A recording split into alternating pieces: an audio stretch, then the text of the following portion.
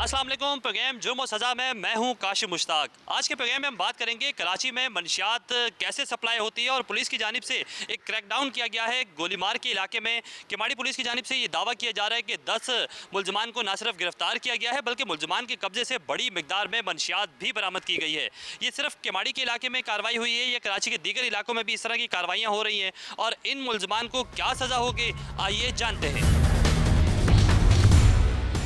बिल्कुल पुराना गोलीमार में पुलिस की जानिब से एक कार्रवाई की गई और उस कार्रवाई के दौरान जो है वो 10 मुलजमान को गिरफ्तार किया गया। ये 10 मुलजमान शहर के मुख्तलिफ इलाकों में मनशियात सप्लाई करते थे।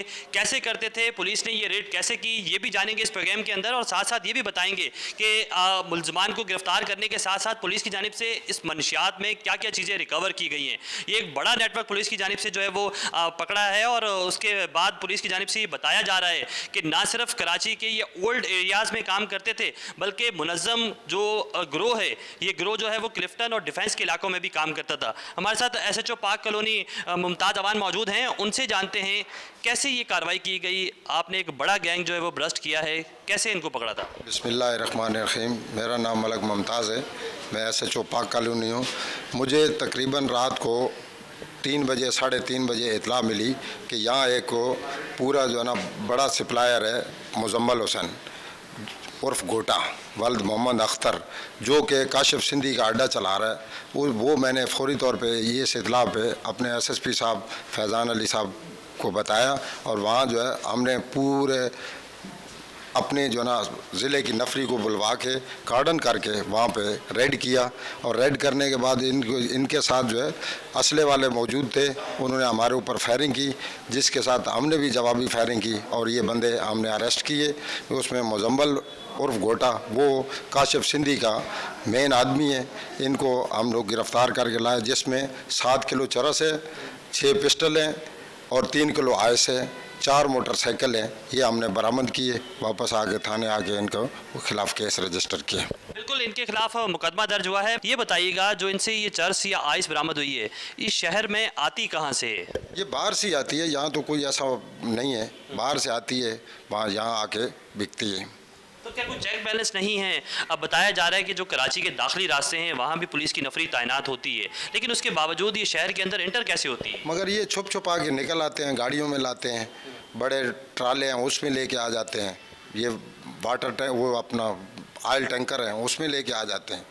अच्छा, ये तो बड़े डीलर थे, ये एंड यूज़र तक मनशियात किस तरह, कितने पैसों में डिस्ट्रीब्यूट होती है? अगर 1 किलो चर्स के हम रेट लगाएं तो क्या रेट है? आइस किस रेट पे बिकती है? वो तकरीबन आइस जो है ना यहाँ पे 14 लाख रुपए किलो है जो यहाँ शहर में बिकती है, और चर्स जो है वो डेढ़ लाख में, 1 लाख में, 1.25 लाख में बिकती है यहाँ पे। इन मुलजमान को आपने इंटेरोगेट किया, क्या कह रहे हैं? ये 10 रुकनी गैंग है या इनके पीछे और भी कोई मुनज़्ज़म गिरोह है? इनके पीछे और भी बड़ा मुनज़्ज़म गिरोह है। काशिफ सिंधी है, वो यहाँ मौजूद नहीं रहता, उसका जो ना सारा काम यही मुजम्मिल हैंडल करता है और ये गा बगा बंदे बदली करते रहते हैं। ये मुजम्मिल जो है ये असल में जो है ना लियारी का एक हाजी रज़ा है, उससे ये सामान लेके आता है। उसका कज़न है यासिर, उससे ये सारा सामान लेके आता है और शहर के मुख्तलिफ इलाकों में ये सप्लाई करते हैं। बिल्कुल, हम बात कर रहे हैं और साथ साथ हम आपको दिखा भी रहे हैं कि यहाँ तमाम तर जो मंशियात इनसे रिकवर हुई हुई है वो केस प्रॉपर्टी के तहत जो है वो सील की हुई है और यकीनी तौर पर इनकी सज़ा के हवाले से भी जानेंगे कि आया जो मुकदमा दर्ज हुआ है उन पर सज़ा क्या होती है, और एसएचओ साहब से भी कहेंगे कि वो हमारे साथ मज़ीद भी इस टॉपिक पर बात करेंगे। मुलजमान यहाँ 10 मौजूद हैं, उनसे पूछते हैं क्या नाम है तुम्हारा और कैसे पकड़े गए तुम? मेरा नाम मुजम्मिल गोटा है और हम लोग एक जगह पे बैठे हुए थे गोली मार के अंदर ना। हम पूरे 10 लड़के अपना पूरे दिन का हिसाब किताब जो है वो कर रहे थे। इतनी देर में पुलिस आ गई, इन्होंने रेड कर लिया हमारे ऊपर। तो हम लोगों ने भी अपने आप को बचाने के लिए फायरिंग वगैरह की, फिर इन लोगों ने भी फायरिंग की, तो इन लोगों ने फिर हम लोगों को पकड़ लिया उधर से। उसके बाद ये मंशियात लेते कहाँ से थे? ये मंशियात ये हमारा हाजी रज़ा है, उसका कज़न है यासिर, ये मेरे को देता था, लियारी से मैं लेकर आता था।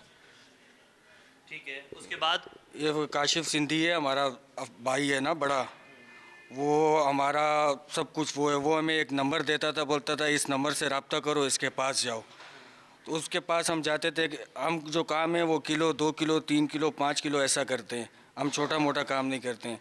तो 1 किलो क्रिस्टल हम 14 लाख रुपए का उनको देते थे। आप जो ये 1 किलो 2 किलो बड़ी क्वांटिटी में काम करते थे, उसके बाद ये एंड यूज़र पे किस तरह पहुंचती थी, वो कौन पहुंचाता था? नहीं, हमें तो सिर्फ एक नंबर देते थे कि इस नंबर से आप रब्ता करो और ये तुम्हें लोकेशन बताएगा, उधर चले जाओ। हम जाते थे उधर लोकेशन पे, उस बंदे से रब्ता करते थे, आगे पीछे देखते थे, फिर उसको सामान दे के उससे पैसे ले लेते थे। इससे पहले कभी पकड़े गए, कभी खौफ आया कि पकड़े जाएंगे उसके बाद क्या होगा? नहीं, खौफ तो नहीं होता था, असल में हमें आराम के काम में मज़ा आ गया, इसमें पैसे ज़्यादा मिलते थे ना। मेरे को एक चक्कर में तकरीबन 50,000 रुपये मेरे को एक डिलीवरी का मिलता था। और जो ये पैसे रकम मिलती थी, इसको आपस में डिवाइड, क्योंकि आपका गैंग इतना बड़ा है तो आपस में डिवाइड कैसे करते? मेरा काम सिर्फ इन लोगों को मंशियात पहुंचाना है। उसके बाद फिर नीचे हमने अलग अलग बंदे रखे हुए हैं, वो जो है वो अपना अपना काम सारे करते हैं। और मैं जो हूँ सदर में, मच्छर कॉलोनी में, डिफेंस में, क्लॉक टावर में, इधर मैं सिर्फ डिलीवरी करता हूँ।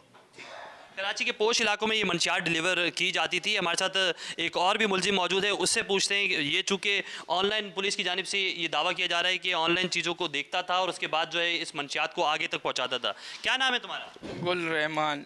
गुल रहमान, ये सोशल मीडिया पे कैसे तुम इसको वायरल करते थे, फिर कैसे तुम्हारे पास इसके कस्टमर आते थे? क्या यूनिवर्सिटीज़ के लोग भी आपके पास आते थे? बिल्कुल, हमें बोला जाता था कि ये नंबर है, इस पे आपको सप्लाई करनी है, तो हम इस पे सप्लाई कर देते थे। और कभी यूनिवर्सिटी के हम मतलब कम हिसाब नहीं देते थे, हम किलो से ऊपर का माल देते थे लोगों को, तो सप्लाई हो जाती थी, हम सप्लाई कर देते थे। मतलब किलो के हिसाब से 1.5 किलो 2 किलो, अगर किसी को छोटी क्वांटिटी पे चाहिए होती थी तो गोली मार में हमारे अड्डे बने हुए हैं, वो वहाँ से जाके ले लेते थे।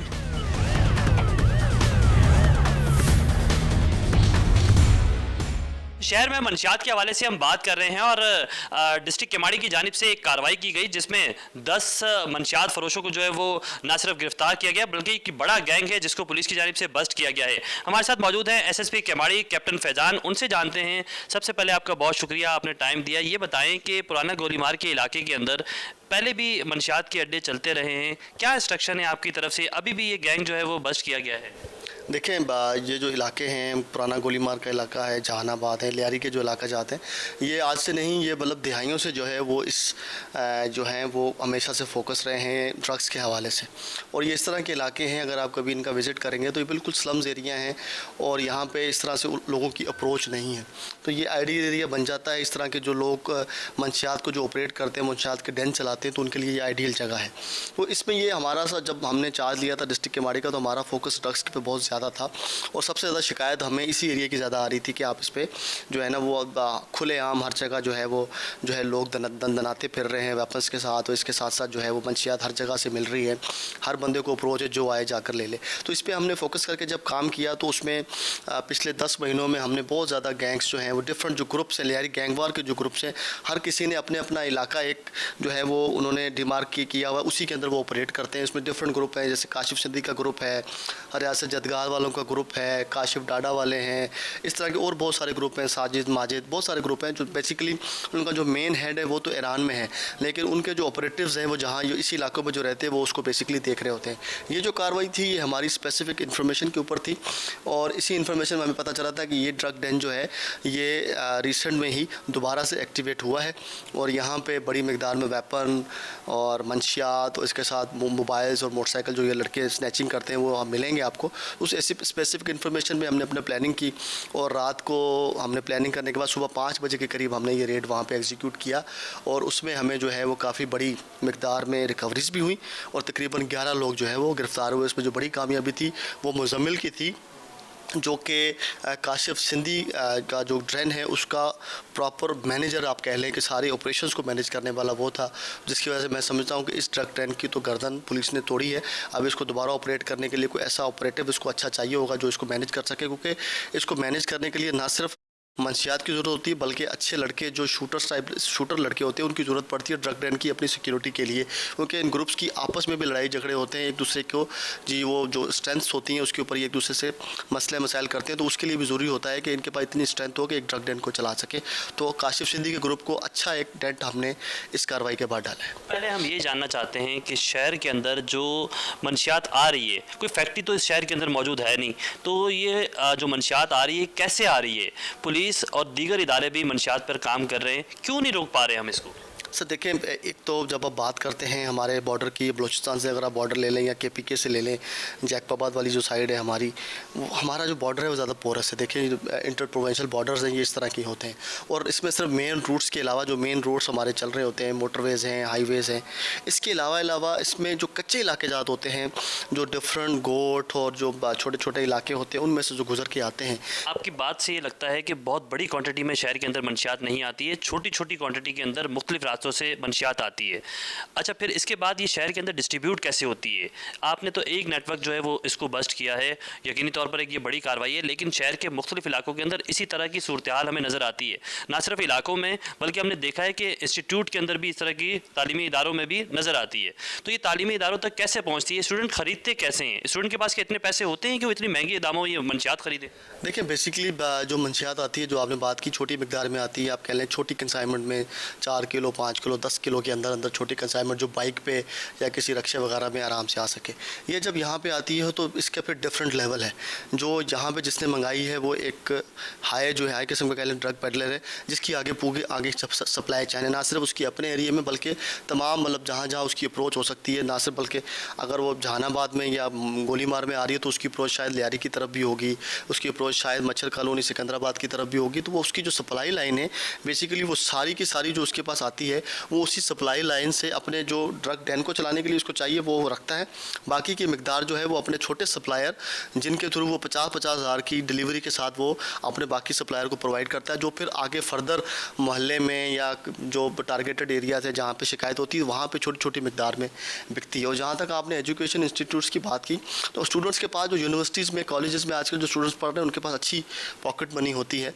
और ये वो फिर जो है स्टूडेंट्स सिर्फ उतनी मिकदार में लेते हैं जितना वो वहीं पे कंज्यूम कर सकें, स्टोर करने की उनको ज़रूरत नहीं होती। तो इतनी जो मिकदार है जो उन्होंने खुद कंज्यूम करनी है उसके लिए उनके पास इनफ मनी होती है।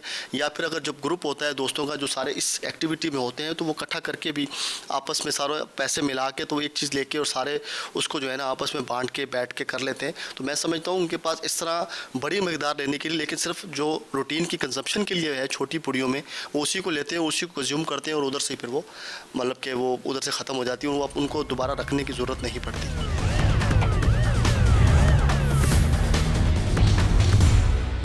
जुर्म सज़ा के साथ मैं हूं ज़ीशान शाह। आज जो हम आपको कहानी सुनाने जा रहे हैं उसके अंदर एक सरकारी कॉलेज के सुपरिटेंडेंट ने जितनी भी यहाँ पे एग्ज़ाम देने के लिए ख़वातीन या तालिबात मौजूद थी उनके साथ लाखों रुपए का गबन कर दिया। मैं सब मौजूद हूँ गवर्नमेंट डिग्री कॉलेज नाज़ाबाद के बाहर, और आपसे कुछ दिनों कबल ये जगह एक मैदान जंग बना हुआ था। लोग यहाँ पे परेशान थे, वालिदैन, तालिबात, उनके वालिदैन सब यहाँ पे परेशान थे, क्योंकि एग्ज़ाम से 2 रोज़ कबल ही उनके जो एडमिट कार्ड से वो नहीं आए थे। वजह मालूम की गई तो पता लगा कि जिस जो फ़ीस सबमिट की थी यहाँ के स्टाफ को, वो फ़ीस आगे तक नहीं पहुँची।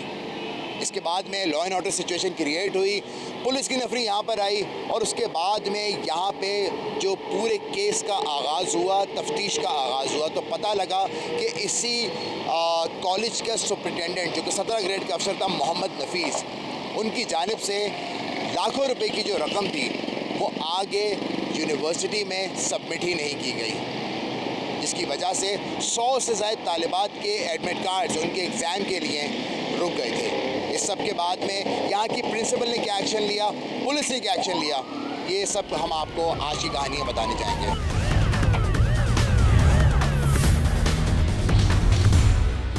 मैं इस वक्त मौजूद हूँ इस कॉलेज की जो प्रिंसिपल हैं उनके पास, प्रोफेसर शहला बशीरी हमारे साथ मौजूद हैं।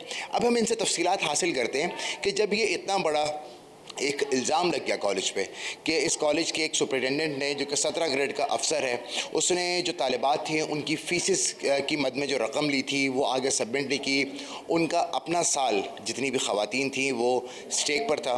तो इन्होंने इसको किस तरीके से रिस्पॉन्ड किया और किस तरह से जो उनकी जो एजुकेशन को बहुत बड़ा नुकसान होने वाला था, उनकी स्टडीज़ को जो नुकसान होने वाला था, उसको किस तरह से एड्रेस किया। शहला साहबा, आपने ये एक बहुत बड़ा एक इल्ज़ाम लग गया था, कॉलेज की रेप्यूटेशन स्टेक पर आ गई थी। जब ये वाक़या हुआ पेरेंट्स आपके पास आए थे, जाहिर बात है उन्होंने सरापा एहतजाज थे, आपने फिर फौरी तौर पे इसके ऊपर क्या एक्शन लिया था?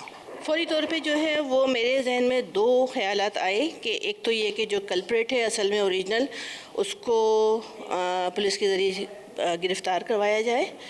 अच्छा, इतना ज़्यादा लॉ एंड ऑर्डर सिचुएशन थी कि पुलिस को तो बुलाना ही था, तो वो मैंने फ़ौरी तौर पे पुलिस को कॉल किया और यहाँ पे मामलात को कंट्रोल में करने की कोशिश की। फिर इसके बाद जो है वो मैंने कंट्रोलर साहब से बात की, controller of examination Karachi university से बात की, तो उन्होंने जो है वो मुझे ये कहा कि हम आपके एडमिट कार्ड इशू कर देंगे, क्योंकि डेट तो निकल चुकी थी इसकी, एग्ज़ामिनेशन फॉर्म जमा कराने की, लेट फ़ीस के साथ जमा कराना था और वो के लेट फ़ीस के साथ भी जमा कराने की जो टाइम था वो गुज़र चुका था। लेकिन ये हुआ कि मेरी रिक्वेस्ट पर उन्होंने हमें स्पेशल बेनिफिट दिया और हमें जो है इस बात पर राज़ी हो गए कि अगर आप हमें एफआईआर की कॉपी देके और फिर हमें वो सारे फॉर्म और पे ऑर्डर भेजती हैं तो हम आपको उन बच्चियों के एडमिट कार्ड इशू कर देंगे। अच्छा मैडम, ये बताइए कि ये इसके बाद में आप लोगों ने किस तरीके से निकाला, क्या डिटेल सामने आई कि कितनी तालिबात थी और कौन कौन सी क्लासेस की थी जिनके साथ ये जो प्रॉब्लम हुई थी, जिनकी फ़ीस जो उन्होंने सबमिट की थी और वो आगे तक नहीं पहुंची थी? ये एडीए की स्टूडेंट्स थी, एसोसिएट डिग्री ऑफ आर्ट्स। ये वो वाली स्टूडेंट्स थी जो कि हमारे यहाँ पार्ट 1, पार्ट 2 और फेलियर जो कि पार्ट 3 का RC3 फॉर्म जमा कराती हैं, ये वो वाली बच्चियाँ थीं। और इन सारी बच्चियों की कंप्लेन ये क्या तादाद होगी इनकी? ये हमारे पास बाद में हमने, क्योंकि ऐसा ऐसा आती रही वक्फे वक्फे से, तो इनकी टोटल तादाद 115 है। अच्छा, ठीक है। हमने फिर अपने तौर पे इनको पहले दिन यानी ये 28 तारीख से शुरू हो गया था मामला, फिर 29 तारीख को ये एक मॉब की सूरत में हमारे पास आए, तो 29 तारीख को हमने वो वाली बच्चियों के एफआईआर कटवाई थी। हमने एफआईआर हमने 30 को कटवाई थी, फिर हमने वो सारा कुछ कंट्रोलर को वहाँ भेजा, डायरेक्टरेट कराची यूनिवर्सिटी, और उनसे हमने वो एडमिट कार्ड निकलवाए। फिर हमारे पास जो और फर्दर जमा होती रहीं, हम यहाँ 10 बजे रात तक बच्चियों से उनके फॉर्म दोबारा से लेते रहे, क्योंकि हमें उनके फॉर्म जमा करवाने थे और उनकी फ़ीस जमा करवानी थी, तब जाके हमें उनके एडमिट कार्ड मिलने थे, जो हमने अपने तौर पे अरेंज किए अपने। मजमूई तौर पे ये जो 115 तालिबात आपके पास आई थी, तो इनकी कितनी फ़ीस बनती थी जो, और फिर उसके बाद में आप लोगों ने क्या क्या किस तरह से उसको पे किया, किस तरह से एड्रेस किया, बताइए। हमने अपने तौर पे अपने तौर पे इसको मैनेज किया, किसी तरह से भी हमने दिया, अपने अकाउंट में से, पर्सनल अकाउंट में से दिया, और किसी तरह से हमने इसको एकोमोडेट किया। कितनी रकम थी? पहले दिन की जो हमने अदा की थी वो 9,10,200 रुपये थे। फिर उसके बाद भी आती रही लड़कियां, तो वो मजमूई तौर पर जो हमारा बना है वो तकरीबन 12 लाख का या से 12.25 लाख का अमाउंट बना है। और क्योंकि ये लड़कियां पार्ट 1 और पार्ट 2 की एक साथ अगर दे रही हैं तो 14,000, एक पार्ट की दे रही हैं तो 7,000 फ़ीस देती हैं। तो वो फिर हमने उन्होंने कहा कि लेट फ़ीस भी लगेगी 2,500 की, कंट्रोलर साहब ने तो उनसे रिक्वेस्ट की कि भाई हमारे पास इतने ही पैसे देना हमारे लिए मुश्किल हो रहा है, आप इसको वेव कर दें। उन्होंने हम पर बहुत मेहरबानी की और उन्होंने वो लेट फ़ीस हमसे नहीं रिसीव की।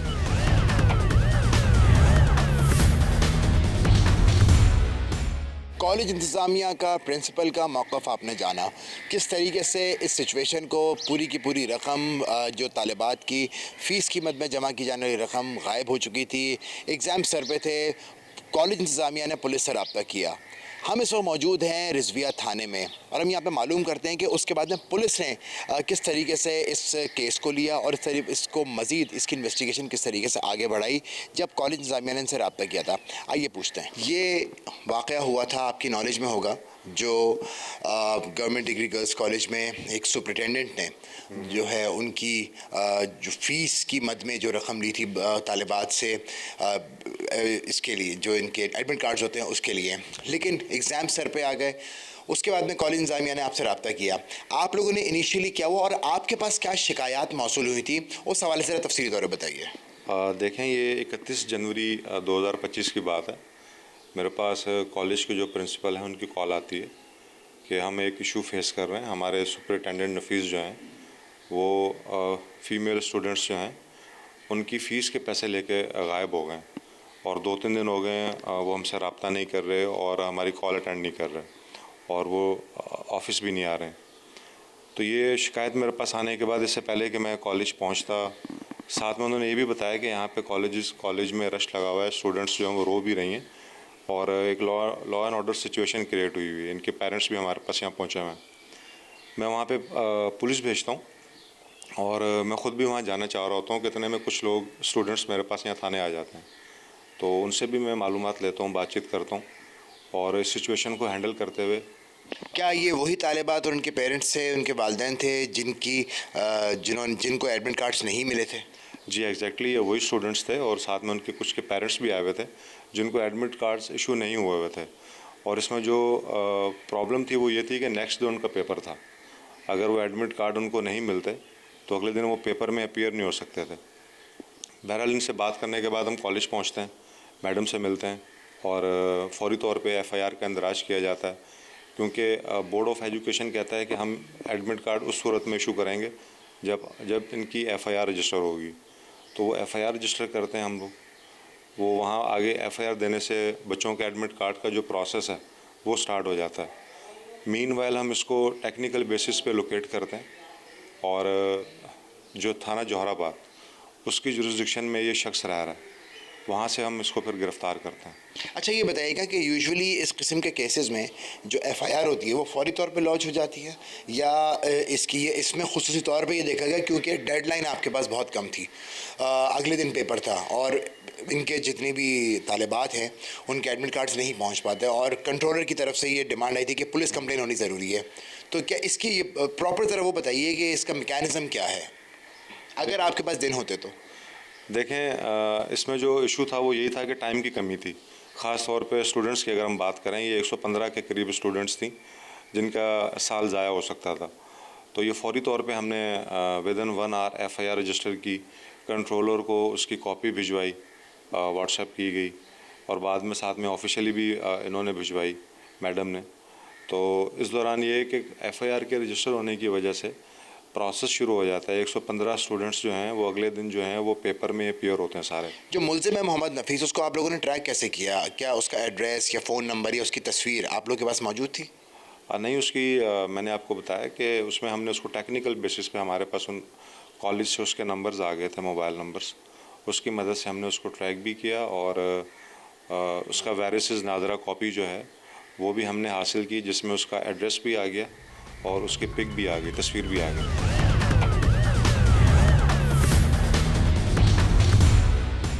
SHO रिजविया ने मुकदमा दर्ज करने के बाद ने जो इब्तदाई तफ्तीश की उसके अंदर मुलजिम मोहम्मद नफीस का घर का एड्रेस उनको हासिल हुआ, जो कि फेडरल बी एरिया थाना जौहराबाद की हदूद का वो रिहायशी था। उसके बाद में इस केस को थाना जौहराबाद के हवाले किया गया और उनसे रिक्वेस्ट की गई कि जो मुलजिम है इसके घर का पता निकाला जाए ताकि गिरफ्तारी में मदद मिल सके। मैं इस वक्त मौजूद हूँ थाना जौहराबाद में, मेरे साथ SHO जौहराबाद राशिदुद्दीन साहब मौजूद है। राशिद साहब से हम तफसीलात देते हैं कि मोहम्मद नफीस मुलजिम को, जो कि 17 ग्रेड का सुपरिटेंडेंट भी है, इसकी गिरफ्तारी आप लोगों ने किस तरीके से, क्योंकि इब्तदाई तौर पर जगह इसका वक्त कम था और इसका घर ढूंढने की जिम्मेदारी आप लोग के ही जिम्मे आई थी, तो किस तरीके से आप लोगों ने वर्किंग की वो बताइए।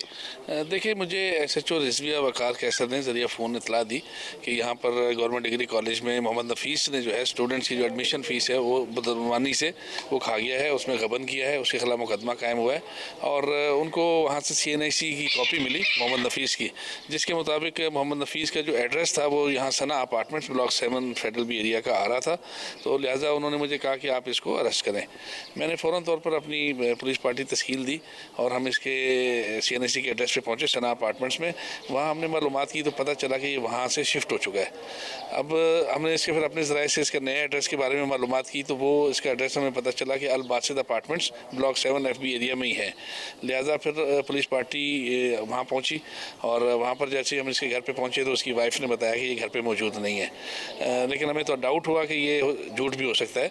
लिहाजा हमने लेडी सर्चर के ज़रिए जो है उनसे कहा कि हम सर्च करेंगे और उसके बाद लेडी सर्चर को भेजा और उसने मुख्तलिफ कमरों की तलाशी ली तो ये एक बेडरूम। लेकिन जब इब्तदाई तौर पे लेडी सर्चर गई थी तब उनको नहीं मिला तो आप लोगों ने दोबारा भेजा, वो ज़रा बताइएगा। जी हाँ, उसमें पहले लेडी सर्चर को जो है लेडीज़ ने कहा ठीक है हम आपको दिखाते हैं और उन्होंने जल्दी उनको बेडरूम्स दिखाए और लेडी सर्चर ने बाहर आके बताया कि मुझे वहाँ से कोई कामयाबी नहीं हुई है, लेकिन हमें शक था कि ये अंदर ही है। लिहाजा मेरा अफसर जो है उसने कहा जी मैं खुद जाके तलाशी लूँगा और वो फिर लेडी सर्चर के साथ दोबारा अंदर गया और उसने अच्छी तरह से बेडरूम्स के अंदर जाके बेडों के नीचे देखा तो एक बेडरूम में ये बेड के नीचे छुपे हुए पाए गए।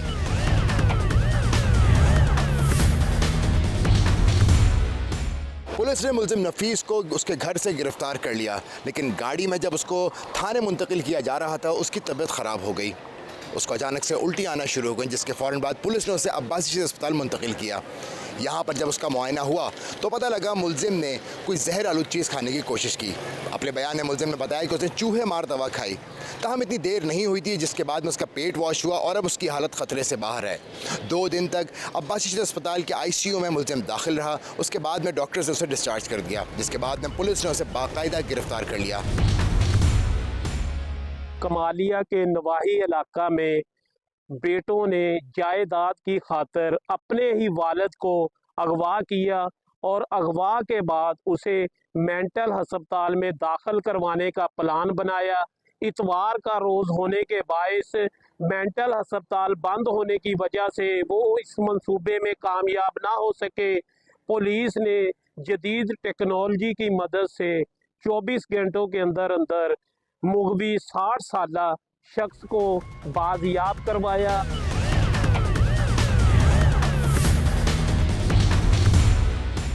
इस केस की मुद्दइया आबदा के घर में इस वक्त मैं मौजूद हूँ। जो मेरे साथ मौजूद भी है इनके वो भाई हैं जिन्हें अगवा किया गया था। आइए इन्हीं की ज़बानी सुनते हैं कि ये वाक़या कैसे पेश आया और इनकी बाजियाबी के फिर किस तरह हुई और मकामी पुलिस की जानब से जब ये उनके पास गया तो उनकी जानब से इनके साथ कैसा तामन रहा। आइए इन्हीं की ज़बानी सुनते हैं। जी मैम बताइएगा ये वाक़या कैसे पेश आया और पुलिस ने कैसे इन्हें बाजियाब करवाया। ये 11 जनवरी का हुआ है। रात तकरीबन 9-10 बजे का टाइम था। 2 बंदे भाई को बाइक पे लेके जाते हैं तो इनके हाथ वगैरह बांधते हैं, फिर इनको रात मेंटल हॉस्पिटल में लेके जाते हैं, लेकिन वहाँ पे कोई बात नहीं बनती। फिर वापस आते हैं तो फिर इनको घुमाते घुमाते पता नहीं कहाँ कहाँ रखा। तो फिर चीचा वदनी यूसुफ भाई के घर से घर लेके गए। वहाँ से जब इन्होंने बाहर निकाला उसको तो साथ में वो बाकी सारे बंदे थे, 4-5 जितने भी हैं। तो आगे से पुलिस आई, SHO साहब अली रजा, तो उन्होंने भाई को बाजियाब करवा लिया। बाकी भाग गए, भाई को पकड़ के वो थाना बुसी में ले आए। तो 24 घंटे के बाद ये जो है ना वो भाई रिकवर हुए हैं। तो इनको इंजेक्शन वगैरह भी उन्होंने लगाए हैं। देखें इनकी हालत कैसे हो गई। तो हम अली रजा SHO साहब और मैडम ASP का शुक्रिया अदा करते हैं कि उन्होंने बर वक्त कार्रवाई करके भाई को जो बाजियाब करवाया। इस वक्त मैं अगवा होने वाले बुजुर्ग 60 साला मोहम्मद यूनुस के साथ मौजूद हूँ। इनसे पूछते हैं कि इन्हें किन लोगों ने अगवा किया और ये वाक़या पेश कैसे आया और अगवा के बाद इन्हें किस जगह पर लेकर गए और इनके साथ कैसा सलूक किया। इन्हीं की ज़बानी सुनते हैं। जी बाबा जी बताइएगा आपको किन लोगों ने अगवा किया। वो तो डॉक्टर ने ते मुंडे अदनान आपका क्या लगता है? बेटा है। उसने आपको क्यों अगवा किया? पैसे लेने दे मारे जगह। आपके उसके साथ अच्छे तल्लुकात नहीं थे? नहीं। अगवा के बाद किस जगह ले गए आपको? वो लाहौर ले गए थे। फिर वहाँ क्या कहते हैं आपको? लोग ले चीचा वतनी यूसुफ के घर ले उथे ले आन के ते साध बंदे दे घर ले फिर उथे अंगूठे लगवाने थे इन्होंने। हाँ। तो फिर उन्होंने जब अंगूठे लगवाने की बात की तो आपने क्या कहा उन्हें बेटे को अपने? मैं बेटे को अभी आपको आपका अपने बेटे के बारे में क्या कहना है कि उसने ये हरकत की? आप अभी आप उसके बारे में क्या कहते हैं? उसे माफ करते हैं आप? नहीं। अच्छा। तो जो वो हिस्सा मांग रहा है वो उसका बनता है हिस्सा? नहीं, वो माँ को रहते।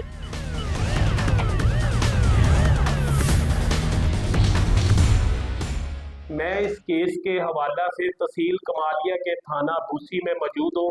मेरे साथ SHO थाना बूसी अली रजा सनपाल साहब मौजूद हैं। आइए इनसे जानते हैं कि किस तरह बेटों ने जायदाद की खातिर अपने वालिद को अगवा किया और फिर उसे मेंटल अस्पताल में जमा करवाने का प्लान बनाया। इन्होंने तफ्तीश की। इन्हीं की ज़बानी सुनते हैं कि ये वाक़या किस तरह पेश आया, उन्होंने इसका प्लान किस तरह किया। आइए इन्हीं की ज़बानी जानते हैं। जी अली भाई बताइए। जी साहब थैंक यू वेरी मच। मेरे साथ ऐसे ये 11 जनवरी 2025 में ये अगवा का केस थाने में रिपोर्ट हुआ था। इसके बाद हमने FIR दी और अपने सीनियर की सुपरविजन में बकायदा एक टीम तश्कील हुई और फिर हमने इंटेलिजेंस और टेक्नोलॉजी के जरिए मम्मी को ट्रेस किया और मुलजमान गिरफ्तार किए।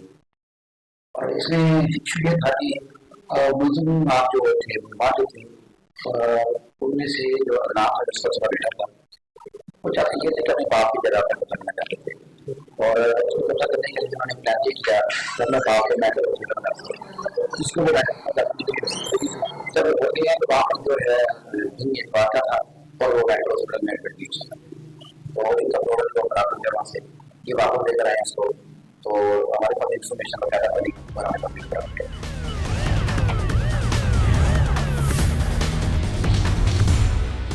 इस केस के हवाले से मैं ASP circle Kamalia madam Zainab Ayub साहबा के साथ मौजूद हूँ, जिन्होंने मगवी को 24 घंटों के अंदर बाजियाब करवाया, जो कि पुलिस की बहुत बड़ी कामयाबी है।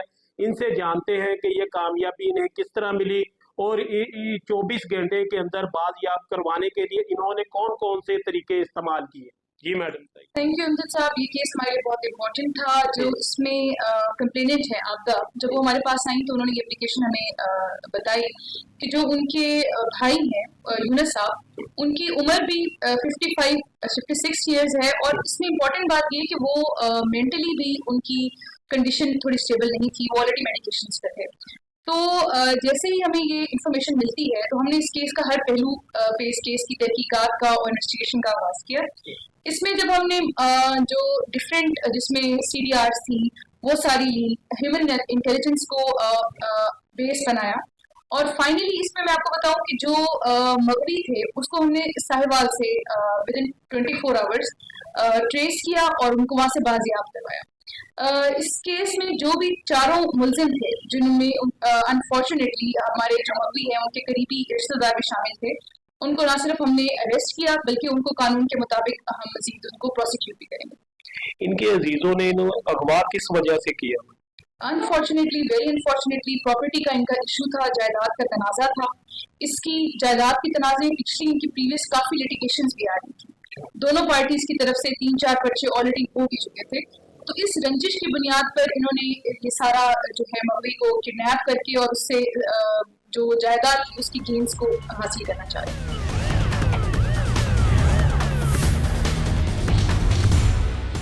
बरतानवी हुकूमत की तरफ से ताज़ा तरीन जारी किए गए आदाद शुमार के मुताबिक पिछले साल बरतानिया में जो ऑनलाइन शॉपिंग फ्रॉड है उसमें तकरीबन 20% के हिसाब से इजाफा हुआ। इस तरह एक अंदाजे के मुताबिक तकरीबन 160 मिलियन पाउंड्स के हर साल अब जो ऑनलाइन शॉपिंग जो फ्रॉड है उसकी मद में यहाँ पर वो चोरी होती है, और ये पिछले जितने भी साल हैं उनमें ये तकरीबन 20% का ये इजाफा है। ऑनलाइन शॉपिंग फ्रॉड बरतानिया में एक बहुत बड़ी हकीकत है। मुख्तलिफ तरीक़ों से यहाँ पर यह फ़्रॉड किया जाता है, जिसमें जो शॉपिंग के दौरान जो फ़्रॉड किया जाता है, लेकिन जो इसमें जो इजाफा हुआ है ये बहुत ही इस हवाले से ख़तरनाक है कि ये जो बरतानिया की जो मुख्तलिफ करप्शन को रोकने की जो मैज़ हैं वो उस हवाले से अभी तक काम करती हुई नज़र नहीं आ रही, जबकि दूसरी तरफ जो चोरी का जो सिलसिला है ऑनलाइन और इसके मुख्तलिफ जो स्कैम्स और फ्रॉड्स हैं उनकी तादाद और उनकी जो इंटेंसिटी है उसमें भी उसके साथ साथ जो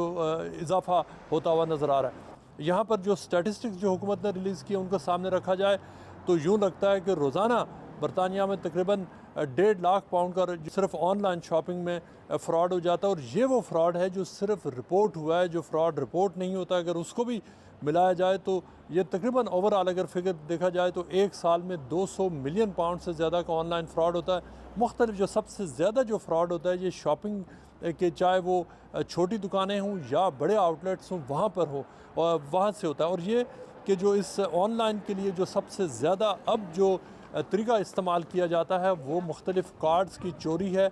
जो कार्ड्स को चोरी करके, जो बैंकिंग कार्ड्स हैं, डेबिट और क्रेडिट कार्ड्स हैं, उनको चोरी करके जो चोर यहाँ पर उनको इस्तेमाल करते हैं। बात करते हैं एक पाकिस्तानी कश्मीरी ताजर से जिनकी मुख्तलिफ यहाँ पर लंदन के एरियाज़ में अपनी दुकानें हैं, और वो उन्होंने पुलिस ने कई दफ़ा उनसे आई है पुलिस मिलने, वो चीज़ें बेच देते हैं, लेकिन बाद में पुलिस आती है और पता ये चलता है कि जो कार्ड इस्तेमाल हुआ था चाहे ग्रोसरी आइटम्स हो या दीगर अशिया के लिए वो एक्चुअली चोरी का था। उस्मान कियानी साहब, किस किस्म के यहाँ पर आपने अभी तक जो ऑब्ज़र्व किया है कि जो चोरी की जो ऑनलाइन शॉपिंग के लिए जो यहाँ पर जो चोरी होती है?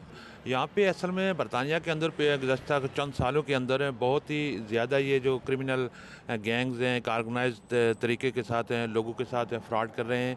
और यहाँ पे जो फाइनेंशियल इंस्टीट्यूशन है वो इसके ऊपर बहुत काम कर रहे हैं और लोगों को अवेयर भी कर रहे हैं, लेकिन उसके बावजूद वो इन चीज़ों को रोकने में नाकाम हुए हैं। देखें, इसमें मुख्तलिफ़ टैक्टिक्स यूज़ की जाती हैं। एक तो ये है कि लोगों की डिटेल चोरी की जाती हैं। स्कैमर जो हैं तो वो आपको फ़ोन कॉल करते हैं। जो सादा लोग होते हैं वो प्रेशराइज़ होकर उनको ये कहा जाता है कि मैं HMRC से कॉल कर रहा हूँ, मैं टैक्स डिपार्टमेंट से कॉल कर रहा हूँ, मैं बैंक से कॉल कर रहा हूँ, मैं डिफरेंट फ़ोन कंपनियों से कॉल कर रहा हूँ, तो आपका ये मसला बड़ा गड़बड़ हो गया है, तो आप अपनी डिटेल दें जल्दी से जल्दी। तो कई लोग सादा लोग प्रेशराइज़ होकर वो अपनी डिटेल दे देते हैं, तो उनको ऑनलाइन यूज़ किया जाता है उन शॉपिंग के लिए। इसके अलावा यहाँ जो कैश मशीन्स हैं बरतानिया के अंदर, उन कैश मशीनों के अंदर जो लोग ट्रांजैक्शन पैसे निकालने के लिए अपने कार्ड यूज़ करते हैं, वहाँ पे वो चिपें लगा देते हैं। और वो जो जैसे ही आप कार्ड डालते हैं अपनी ट्रांजैक्शन के लिए, तो वो चिप के ज़रिए आपकी तमाम डिटेल जो है तो वो उनके पास चली जाती है। फिर वो ऑनलाइन जाके तो वो आपकी डिटेल यूज़ करते हैं। उसके अलावा यहाँ पे एक और ये है कि जो कार्ड्स हैं, जो बैंक के डेबिट कार्ड और क्रेडिट कार्ड्स हैं, उनको 100 पाउंड तक आप टैप कर सकते हैं, आप कॉन्टैक्टलेस यूज़ कर सकते हैं शॉपिंग के लिए। तो बहुत सारे लोगों के वो चोरी करते हैं, उनके जेबों से उन डिफरेंट तरीक़ों से उनके कार्ड्स चोरी कर लिए जाते हैं और फिर वो कहीं भी जाके वो यूज़ कर सकते हैं अंडर 100 पाउंड तक। तो वो डिफरेंट जगहों पे शॉपिंग करते हैं। इस तरीके से भी लोगों के साथ फ्रॉड किए जाते हैं, इसका विक्टिम बनाया जाता है। अच्छा, ये बताएं कि आपका एक्सपीरियंस क्या सर, आपकी जो दुकान है उस पर क्या जब लोग आते हैं, जो चोरी का कार्ड होता है, जो यहाँ पर जो ताजर होता है उसको तो नहीं पता है कि चोरी का कार्ड है, लेकिन कौन सी स्टेज है जब आपको एक्चुअली पता चलता है कि जो बंदा आया था एक्चुअली वो चोरी का कार्ड उसने इस्तेमाल किया? देखें, इसमें मुख्तलिफ तरीके से जो लोग आते हैं, हमें तो नहीं पता होता कि किसका क्या कौन सा कार्ड है। कोई शॉपिंग करता है, वो टैप करके चला गया, रिपोर्ट होता है वो केस, तो पुलिस के पास जाता है। तो सम टाइम जो है तो वो पुलिस आती है, वो पूछते हैं आप अपना CCTV दें कि इस टाइम पे ये कार्ड यहाँ पे यूज़ किया गया है, तो ये जो चोरी का कार्ड था। तो इस तरीके से हमें पता चलता है कि कई लोगों के कार्ड चोरी होते हैं और डिफरेंट जगहों पे यूज़ होते हैं जो हमारे यूज़ किए जाते हैं। तो इस तरीके से इसके लिए यहाँ के जो फाइनेंशियल कंडक्ट अथॉरिटी है उन्होंने रिसेंटली इस पे बहुत ज़ोर दिया है, और साइबर सिक्योरिटी वालों ने भी, यहाँ बरतानिया के जितने भी सिटीज़न हैं, जितने भी रहने वाले यहाँ लोग हैं, उनको ये बताया गया है कि आप कोई भी जो अकाउंट्स है, चाहे वो सोशल मीडिया अकाउंट्स हो, चाहे वो बैंक अकाउंट्स हो, कोई फाइनेंशियल अकाउंट्स हो, तो उसको 2 वे ऑथेंटिक तरीके से जो है तो आप प्रोटेक्ट करें। उसमें 2 वे का मतलब है कि आप अपनी ईमेल और अपने फ़ोन नंबर दोनों जब रजिस्टर करते हैं ऑनलाइन, तो वो दोनों यूज़ करें और हमेशा वो 2 वे से आप उसको वेरीफाई करें। जो आपने पहले जिक्र किया कि वो जो मुख्तलिफ दुकानों के अंदर चिप्स लगाई जाती हैं, क्लोनिंग भी जिसे कहते हैं, तो वो देखने में ये आया कि वो जो कार्ड्स हैं, जो लेजिटिमेट जो मशीनें हैं, उनके नीचे एक दूसरी स्कैन लगा दिया जाता है और वो सारी डिटेल्स ट्रांसफ़र हो रही होती हैं। लेकिन अक्सर देखा गया है कि जब तक जो दुकान का मालिक कोऑपरेट ना करे, ये फ्रॉड हो नहीं सकता। क्या ये बात दुरुस्त है? ये है कि अगर दुकान के अंदर जो मशीनें लगी हुई हैं, तो वो अगर शॉपकीपर जो है तो वो अगर कोऑपरेट ना करे, तो मुझे नहीं लगता कि इस तरह से वो किया जाता है। लेकिन बाज़ औक़ात हाँ, बैंक के साथ, लेकिन जो बाहर जो 24 आवर जो कैश मशीन लगी होती हैं, जो बाहर लगी होती हैं, उन कैश मशीनों के अंदर जो है तो वहाँ पे किसी का कोई एक्सेस नहीं होता, वो क्योंकि 24 आवर हर आदमी के लिए एक्सेस हैं। तो वहाँ पे ये जो क्रिमिनल्स हैं वो जाके तो वहाँ पे ज़्यादा चिप्पें लगाते हैं, और वहाँ पे कोई रास्ते में चलते हुए जो भी लोग वो मशीनें यूज़ करते हैं, तो वो फिर इसका शिकार हो जाते हैं, उनकी डिटेल जो है तो ट्रांसफ़र हो जाती है। तो शॉप्स के अंदर जो है तो वो बहुत कम इस तरह का होता है। वो क्रिमिनल्स भी थोड़े अवेयर होते हैं, क्योंकि शॉप्स के अंदर कैमरे लगे होते हैं, तो वो इस तरह की अगर हरकत करेंगे तो वो पकड़े भी जा सकते हैं। जी, कोयटा में आज हम बात करेंगे कोयटा सेफ सिटी प्रोजेक्ट के हवाले से, जिस पर अरबों रुपए के फ़ंड खर्च होने के बावजूद अभी तक उससे रिज़ल्ट जो है वो तसल्ली बख्श नहीं मिल रहा। इस वक्त मैं मौजूद हूँ कोयटा सेफ सिटी सेंटर के कमांड एंड कंट्रोल सेंटर पे, उसके बाहर मौजूद हूँ। यहाँ से हम जाएंगे इस प्रोजेक्ट के जो COO हैं उनसे बात करेंगे और जानेंगे कि आया अरबों रुपए खर्च होने के बावजूद ये प्रोजेक्ट अभी तक आवाम में वो मकबूलियत हासिल नहीं कर सका जो कि लाहौर, इस्लामाबाद और दीगर सेफ सिटी प्रोजेक्ट ने हासिल की, क्योंकि उसकी बुनियादी वजह उसमें जराइम की बेखनी में अपना किरदार अदा किया। उन्होंने ऐसी डायरेक्शन, लोगों की लोकेशन, ओवरऑल सिचुएशंस ऐसे एविडेंस प्रोवाइड किए फुटेजेस के, जिसके ज़रिए मुजरिमों तक बआसानी पहुंचा गया और उन्हें अदालत के थ्रू कैफ़रे किरदार तक पहुंचाया गया। लेकिन बदकिस्मती से क्वेटा के शहरियों को ये गिला है कि उन्हें अभी तक ऐसी सहूलियात मुयस्सर नहीं आई।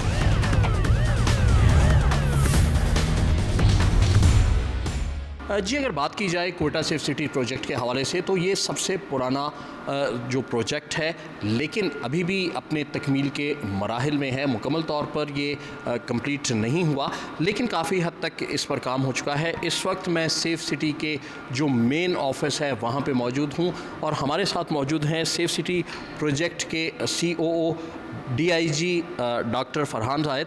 हम उनसे जानेंगे कि इस पूरे प्रोजेक्ट के हवाले से बताएं कि इसमें अब तक कितना काम हुआ, कितना काम इसमें रहता है और फर्दर इसकी इस वक्त की कारकर्दगी कैसी है। डॉक्टर साहब ये बताइएगा कि क्या सूरत हाल है इस प्रोजेक्ट के हवाले से, कितने कैमरे इंस्टॉल किए गए हैं, उसका आउटकम क्या है और क्राइम डिटेक्शन में वो किस हद तक मुआविन साबित हो रहा है। थैंक यू सलमान साहब, बहुत शुक्रिया आप आए यहाँ पे। और मैं आपको बताता चलूँ, ये प्रोजेक्ट 80% कंप्लीट है। इसमें जो टोटल कैमरास 1400 लगने हैं, उनमें से 830 लग चुके हैं। बाकियों का भी जो है फाइबर का काम वो सारा हो चुका है और पोल साइट्स वगैरह भी ऑलमोस्ट रेडी हैं। थोड़ी साइट्स रह गई हैं, वो भी इंशाल्लाह हम 2 महीने में, नेक्स्ट 2 महीने में पूरा हम कंप्लीट करने का हमारा इरादा है और ये फिर कंप्लीट हो जाएगा 100%। सर, इस प्रोजेक्ट के हवाले से देखा जाए 2012-13 के बाद इसकी लागत में भी इजाफा हुआ, लेकिन इसका आउटकम उस तरह नज़र नहीं आ रहा। पब्लिक को शिकायत बहुत हैं कि उस तरीके की इसकी कारकर्दगी नहीं है जैसे दीगर सेफ सिटी प्रोजेक्ट्स की है। इसमें कहाँ तक सदाकत है? देखिए, मैंने जैसे कहा ना कि it is still in the making, तो अभी काफ़ी चीज़ें इसमें कुछ कैमरा साइट्स हैं जहाँ भी काम होना बाकी है, मज़ीद कैमरे इंस्टॉल होने हैं। फिर जो हुए थे इंस्टॉल्स, वो उनमें भी कुछ प्रॉब्लम्स आ गए थे, वो हमने सारे ठीक कर लिए हैं अल्लाह के फजल से, और काफ़ी मतलब बेहतरी आ गई है। तो इंशाल्लाह ये फेजेस में मज़ीद आगे बढ़ेगा। अभी तो पहले स्टेज 1400 कैमरास की है, अगले में मज़ीद हम कैमरास का हम इसका प्रपोजल आगे भेजेंगे कि मज़ीद लगाए जाएँ, क्योंकि 1400 कैमरास भी इतने बड़े शहर के लिए कम है और वो भी बमुश्किल तमाम शाहराहों को, मेन रोड्स उनको कवर करते हैं, मेन चौक हैं जो मेन आपकी आर्टरीज़ हैं। मैं हूँ इलियास रज़ा। मैं इस टाइम राजरपुर के नवा इलाका उमरकोट में मौजूद हूँ, जहाँ पर इंतहाई अफसोसनाक वाक़या पेश आया। सगे बाप ने अपने 3 भाइयों के साथ मिलकर अपनी 22 साला बेटी आमना को गला दबाकर कत्ल कर दिया। कत्ल करने की वजह यह थी कि सगे चाचा ने भतीजी के साथ ज़बरदस्ती ज़्यादती की और हमल होने के बाद अपना गुनाह छुपाने के लिए बाप और तीनों चचा ने 22 साला आमना को बेदर्दी से कत्ल कर दिया। मुल्ज़मान अपना गुनाह छुपाने के लिए आमना की तिब्बी मौत देकर उसको दफनाना चाहते थे। पुलिस ने इतला मिलते ही मौके पर पहुंचकर मुल्ज़मान को गिरफ्तार किया। मज़ीद इस केस की क्या तहकीकात पहुंची है, हम इस टाइम थाने में जाकर मुल्ज़मान से भी बात करते हैं और सीनियर अफीसर से भी बात करते हैं।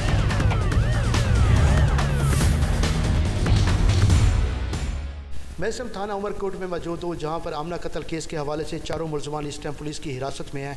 ये अली बश्क है मुल्ज़िम, जिसने गला दबाकर अपनी भतीजी को कत्ल किया, और ये खलील बश्क है मुल्ज़िम, जिसने अपनी भतीजी के साथ ज़्यादती की, और ये है वैद बश्क, ये आमना का वालिद है। मेरे साथ इस टाइम पहले जो जिसने गला दबाया, मैं इससे मुल्ज़िम से बात करता हूँ। ये से तो है आमना को कत्ल क्यों की थे और वजह क्या है? वजह ये था को मालूम थे जो आसानी थे डॉक्टर ने उनका मैं आला करवाए से 6 महीने का बाल दसे ने उनको बोला असा यो गाल लुकावण चाहते थे, जो बिले गाल लुकाऊँ बोला असा को रात का कत्ल कर देते थे। गला मैं घुटे होंगे, कपड़ा गिचे मैं पाते थी सके, मेहरबानी तो माफ़ी दो। इस टाइम मेरे साथ खलील बश्क भी मौजूद है, जो जिसने इससे ज्यादती किया। ये रास्ता कहते ज्यादती की थी आमना बीबी नाल। आमना बीबी तेरी कौन है? धजी थी। तो बोला किवें बोला उन्हें कत्ल किवें कीते उनको? कत्ल मैं खड़ा रह गया थे।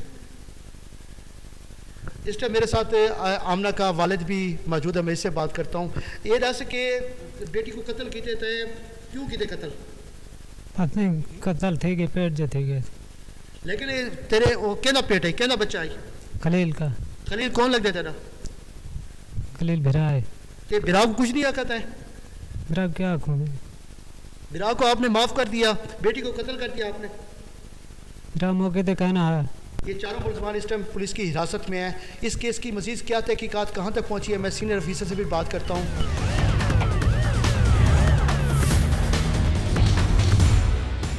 मैं इस टाइम थाना उमरकोट में मौजूद हूँ, जहाँ पर आमना कत्ल केस के हवाले से मेरे साथ इस टाइम SHO ख्वाजा शाहिद मौजूद है। मैं इनसे बात करता हूँ। सर, ये बताइए केस किस तरह ये आपको पता लगा कि आप मुलजमान तक पहुँचे हैं?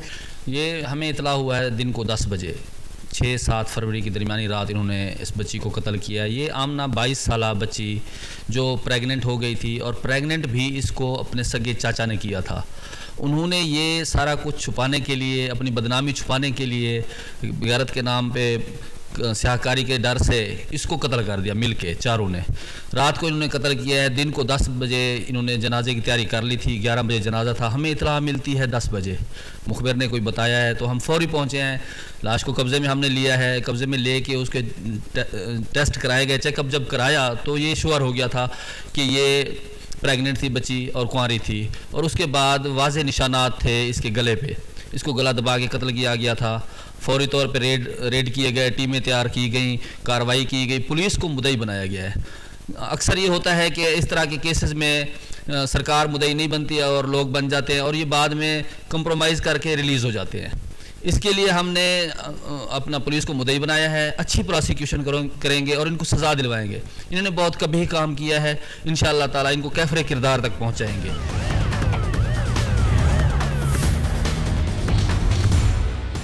आमना कत्ल केस के हवाले से पुलिस की मदईयत में थाना उमरकोट में मुकदमा दर्ज कर लिया गया है। पुलिस के मुताबिक अगर ये लवाकीन इस केस की मुद्दई बनते तो 1 माह में सुलह हो जाती, लेकिन पुलिस ने अपनी मदईयत में मुकदमा दर्ज करके मुलजमान को कैफे किरदार तक पहुँचाने का वादा किया है।